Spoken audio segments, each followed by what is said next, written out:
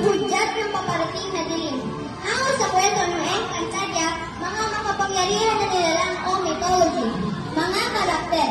Janela bilang Cassiopeia. Tagapag-ingat ng mga lihim at sinaunang kasulatan nagdudugtong sa mga mundo. Akiro bilang Imaw, ang matalinong tagapayo na may pag-aalinlangan ngunit pusong matapang.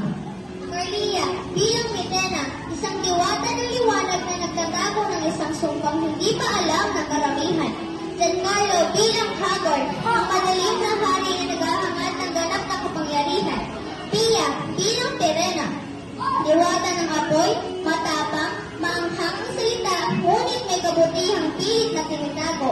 Jarel bilang Gardan, bathala ng malaang, sinaunang Diyos ng mga nililihim na landas. Misteryoso. Ashley bilang Flamara, mandirigma ng apoy, bagong tagapangalaga ng brilyante ng apoy. Liara bilang Dea, isang mini-ave na pila ng sagisag ng brilyante ng hangin. Ezekiel bilang Adamo, anak ni Sangre Alena, bagong tagapangalaga ng brilyante ng tubig. Audrey bilang Terra, diwata ng kalikasan, kakambal ng lupa. Simula, sa loob ng kagubatan ng Balaam, isang alon ng mahiwagang enerhiya ang biglang pumalo sa buong kagubatan. Ang mga puning kumislot at ang lupa'y parang huminga.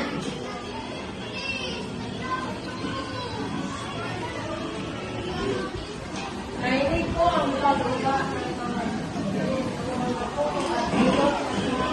ay natulungan dahil aking sa gala at wala.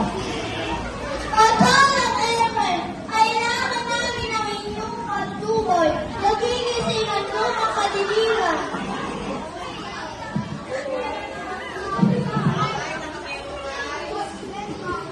Ang dangis kay Belena ng mga dasal.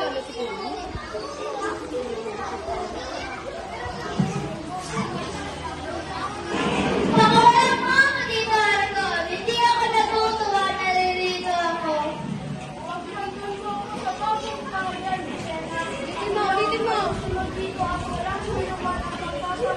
Magpaksi sa akin. Pagmasdan mo sila.